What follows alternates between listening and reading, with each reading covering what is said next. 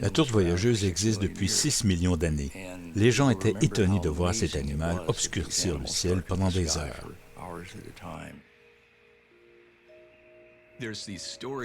On a raconté que ces grandes volées d'oiseaux cachaient les rayons du soleil et que le son de leurs ailes résonnait avec puissance comme le tonnerre.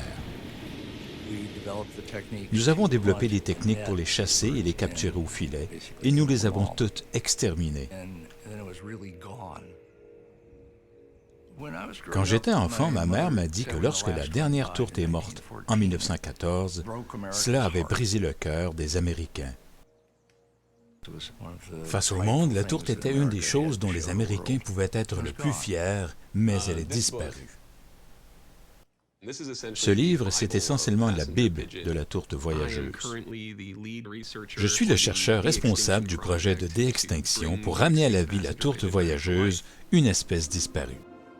Quand je dis que je vais ramener la tourte voyageuse à la vie, les gens disent « Oh, mais c'est comme dans le parc Jurassique ». Non, non, ce n'est pas vraiment cela. Nos scientifiques ont fait des choses que personne n'avait faites auparavant. Oui, mais vos scientifiques étaient si préoccupés à se demander s'ils pouvaient ou non le faire qu'ils ont oublié de se demander s'ils devaient le faire.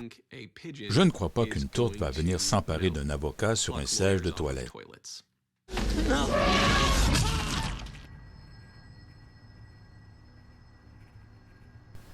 Alors, qu'en est-il au juste à propos de la déextinction?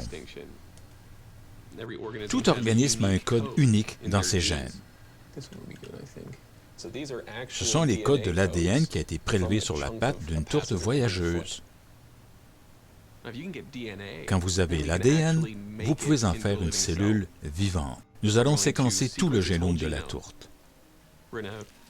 À partir de zéro, nous allons construire le code génétique d'une tourte voyageuse, un gène à la fois, le comparer à l'espèce qui est son plus proche parent,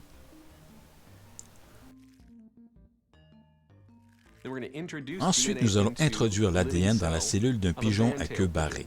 Et lorsqu'on introduit une cellule reproductrice d'une espèce disparue dans une nouvelle mère, on a changé les règles du jeu.